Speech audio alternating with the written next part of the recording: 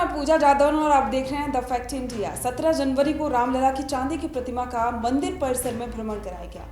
पहली बार कमल की आकृति पर विराजित रामलला की नवनिर्मित मूर्ति को लाया गया। रामसेवकपुरम के विवेक सृष्टि भवन से रामलला के विग्रह अत्यंत सादगी से निकाले गए। यही 7 महीने तक कर्नाटक से आई कृष्ण शिला को तराशने का काम चला था और मूर्ति चयन के बाद वो घड़ी अब आई जब रामलला अपने प्रसाद के लिए इस भवन से बाहर निकले। रामलला गर्भगृह में पहुंच गए हैं, लेकिन सिंहासन पर 20 जनवरी को विराजमान हुए। सभी में उत्साह है। इस ऐतिहासिक क्षण के पीछे हजारों लोगों की लगन है। बात उस समय की करते हैं जब राम मंदिर के लिए आंदोलन चल रहा था। 6 दिसंबर 1992 का दिन। इस दिन गीता जयंती थी। द्वापर में इसी दिन महाभारत हुआ था। एक और महाभारत 6 दिसंबर को भी घट रहा था। ऐलान प्रतीकात्मक कार सेवा का था, लेकिन वहां का माहौल प्रतीकात्मक जैसा बिल्कुल नहीं लग रहा था। कार सेवक तो ढांचे को गिराने ही आए थे और उन्होंने ढांचे को गिरा भी दिया। ढांचे को गिरता देख सबकी भावनाएं काफी अलग थी। किसी ने कहा कि ये 450 साल पुराना ढांचा नहीं टूट रहा, बल्कि विधायिका, न्यायपालिका और कार्यपालिका की मर्यादाएं टूट रही हैं। किसी को ढांचा गिरते देख ऐसा लग रहा था कि हिंदुस्तान की जो सरकार हिंदू हितों की रक्षा नहीं कर सकती, वो मुसलमानों के हितों की रक्षा भी नहीं कर सकती। वरिष्ठ पत्रकार हेमंत शर्मा इस पूरे घटनाक्रम के दौरान वहां मौजूद थे। उन्होंने लिखा है कि इस दिन सुबह से ही विवादित परिसर के पास एक चबूतरे पर पूजन सामग्री लेकर कोई 150 साधु मौजूद थे।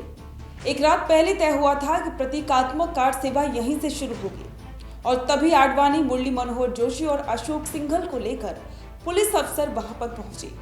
आडवाणी को देखते ही कार सेवक उत्तेजित हो गए और उन्हें लगा कि ये फिर से उन्हें समझाएंगे। वे कूदते फादते बैरिकेडिंग तोड़कर चबूतरे पर पहुंच गए। आडवाणी जोशी के साथ भी धक्का मुक्की की गई। सिंघल ने बीच बचाव करने की कोशिश की, लेकिन वहां कोई किसी को नहीं पहचान पा रहा था। संघ के स्वयंसेवक इन तीनों को किसी तरह बचाकर रामकथा कुंज के मंच पर लेकर पहुंचे। भाषण यहीं पर होना था। ढांचे का मुख्य द्वार पहले ही बंद हो चुका था, पर कौन जानता था कि ये द्वार आखिरी बार बंद हो रहे हैं। रामकथा कुंज से भाषण शुरू हो चुके थे। कोई 1 लाख कार सेवक सुन रहे थे। सभी नेता प्रतीकात्मक कार सेवा के रुख ही बयां कर रहे थे, लेकिन सबके सब ढांचे की तरफ उंगली बताकर इसे गुलामी का प्रतीक बता रहे थे। थोड़ी ही देर में कार सेवकों ने पुलिस बल पर पथराव शुरू कर दिया। पथराव के बीच करीब 200 लोग परिसर में घुस गए। फलक झपकते ही 200 से 400, 400 से 1000 और फिर 25,000 सैकड़ों लोग गुंबदों पर चढ़ गए। सुरक्षाकर्मी थोड़ी देर में परिसर से बाहर निकल गए। करीब 12, साढ़े 12 बजे पूरा परिसर कार सेवकों के हवाले हो गया।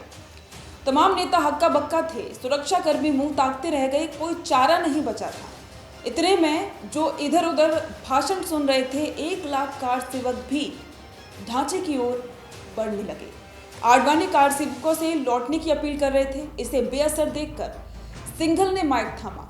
उन्होंने कहा कि विवादित ढांचा मस्जिद नहीं, मंदिर ही है। इसे नुकसान न पहुंचाएं, आपको रामलला की सौगंध। इसका भी कोई असर नहीं हुआ। शायद लोगों ने इतनी भीड़ में सुना ही नहीं। स्थानीय पुलिस और प्रशासन मूक दर्शक थे। कंट्रोल रूम में एक अधिकारी राम नाम का जाप कर रहे थे। जब आंखें खुलती तो वे ढांचे की तरफ देखकर कहते कि अभी तो बहुत बाकी है। फिर राम नाम जपते। प्रधानमंत्री का फोन बार बार विनय कटियार के पास आ रहा था, लेकिन वे फोन नहीं उठा रहे थे। उनका कहना था कि किस मुंह से फोन उठाएं, और इसी बीच में जैसे ही पहला गुंबद गिरा, आडवाणी, सिंघल, जोशी और कटियार वहां से चले गए। तब उमा भारती ने भीड़ को 2 नारे दिए, राम नाम सत्य है, बाबरी अब ध्वस्त है, और एक धक्का और दो, बाबरी को तोड़ दो। ये नारे देर तक परिसर में गूंजते रहे।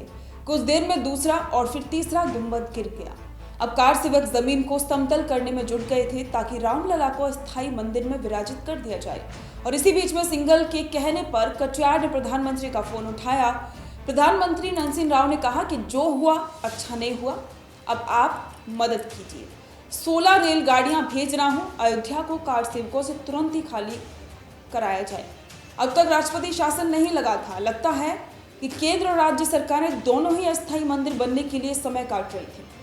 कल्याण सिंह इस्तीफा दे चुके थे। उसके कुछ ही देर बाद केंद्र ने उन्हें बर्खास्त करने की सिफारिश की। बाबरी ध्वंस और अस्थायी मंदिर में रामलला को स्थापित करने के बाद 6 दिसंबर की पूरी रात 1 लाख कार सेवक वहां पर डटे रहे। उन्हें डर था कि रामलला को हटाने की कार्रवाई ना हो जाए। रात में ही कल्याण सिंह सरकार बर्खास्त हो गई। ढांचा गिरने की प्रतिक्रिया में देश भर में दंगे हुए, हजारों से भी ज्यादा लोग मारे गए। राजस्थान, मध्य प्रदेश, गुजरात समेत 7 प्रदेशों में सेना बुलाई गई। देश के कई शहरों में कर्फ्यू लगा रहा। उधर ढांचा गिरने के 24 घंटे बाद भी सुरक्षा बल परिसर की ओर बढ़ने की हिम्मत नहीं कर पा रहे थे। दूसरे दिन ऑपरेशन फ्लश आउट से पहले कटियार को प्रधानमंत्री का एक बार फिर से संदेश मिला कि हम कार सेवकों पर बल का प्रयोग नहीं करना चाहते, परिसर खाली कराएं।